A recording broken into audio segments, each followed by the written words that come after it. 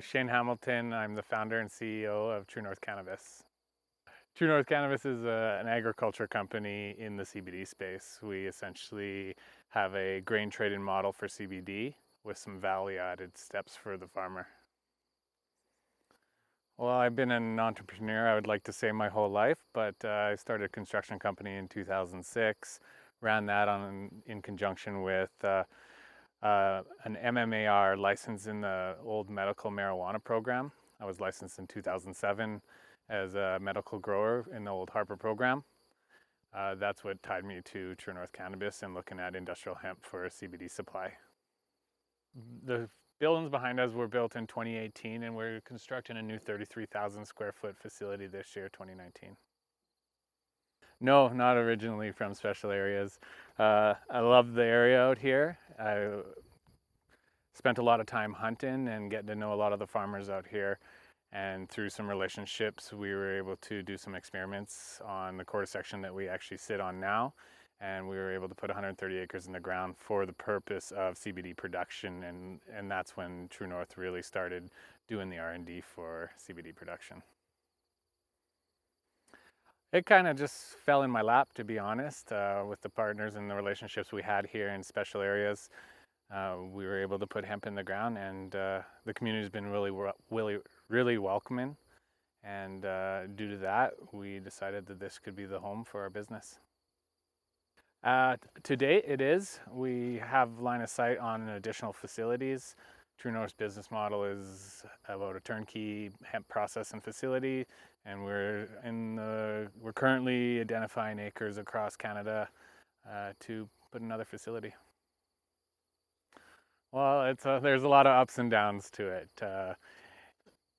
The governance in special areas, especially, has been really welcoming and has made our project a lot easier as far as communications and codes and getting permits through and all those kind of things. And we have the support of the community. The challenge between energy, gas, propane, power in our building, power in our equipment has been some of the challenges. Well, like I mentioned earlier, in 2007, I was a licensed MMAR grower in the old Harper medical marijuana program. At that time, we were looking at CBD as an option for medicine for some of my patients back then. They were grandma or parents with children who did not want to get high, and CBD doesn't have a psychoactive effect. But at that time, there wasn't enough supply, so I switched my focus over to how industrial hemp and broadacre agriculture can become a supply in Canada for CBD.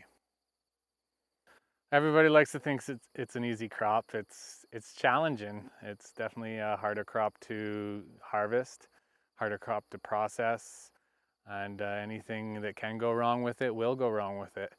But it does grow, and it grows in many atmospheres and climates, and due to that, we see a lot of people putting it in, and creates a lot of variability within what comes out of the ground. Not at all. That was a big learning curve for me. I came from indoor, environmental controlled grow rooms to broadacre agriculture and the weather dictating your life. Just trial and error, mainly. Learning a lot of hard lessons, a lot of expensive lessons, but growing from those lessons. Well, the regulations is pretty fluid. It's evolving, and it's a pioneering industry. Lots of room for improvement, lots of room for invention, lots of room for lots of things to go wrong. Legalization, October 2017, when we were actually allowed to legally sell our product into the commercial market space. We support the industrial hemp grain farmer, and we take the byproduct from the grain harvest, and we essentially take a low potency, low grade CBD, and through our process here at True North, we refine that into a higher potency, clean, consistent CBD biomass for the extraction community. So we refine it through a mechanical separation. Then we sell it to the licensed producers of the world, the Zenabis's, the Tilrays of the world. They'll do a chemical extraction on it and turn it into an oil, and then they'll formulate CBD products that you'll see on your store shelves relatively soon, and you can buy them in dispensaries as of today. Yeah, so we designed this whole process from start to finish, and we built these carts last year to collect, and it's similar to a lot of weed wagons out in Australia that we saw, and we took the concept from that and we modified it to suit our purposes. So we have these fleets that go out into the field during harvest and collect this byproduct off the combine, and so we custom built all those carts. Yeah, so the farmer goes at his crop like he would do for grain production. His combine will separate the seed within that process, and normally the product that gets spread back to the ground is that biomass of the industrial hemp grain harvest. It's the leaves and stems which CBD is contained in.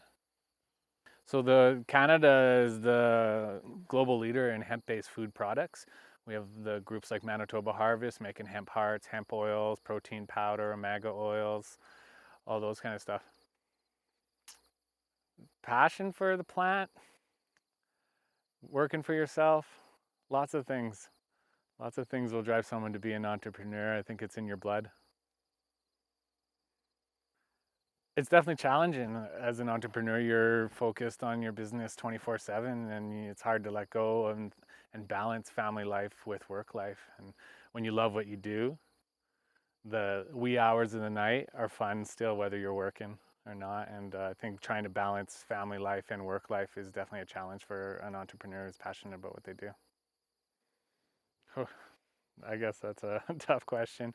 I think one of the most important things that I've learned throughout my time as an entrepreneur is the right people and the right partners and the right staff and the right team. And don't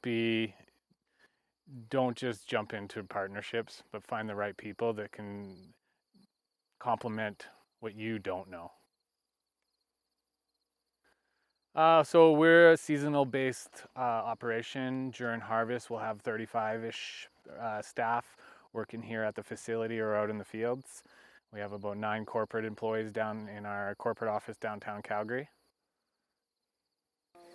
We have 35 different farmers that we contract throughout Alberta and Saskatchewan this year, and we're working our way into Manitoba.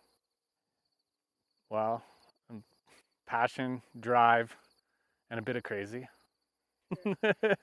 Quite a bit of crazy, because it's going to be a lot of challenge, and if you're not crazy enough to take on those challenges and those hard times, you'll never make it. If you love what you're doing, do it. The hardest part is jumping off the bridge and committing to it. More stability within regulations throughout the government, and I know they're working on it, so we'll see that evolve over the next following years. Better genetics coming into play to help benefit the farmer. All these kind of things will play a huge role in how successful True North is. Yeah, we have a pretty in-depth business plan, growth strategy that we're implementing over the next 10 years. I think they're crucial. I think writing out a pro forma and a business plan helps you develop actually what's going to happen and how it's going to roll out. I guess expectations. This industry is full of shiny opportunities and large numbers, and reality behind it isn't so flashy. So I think creating realistic expectations for what people can actually receive for the product, and especially if the product becomes commoditized.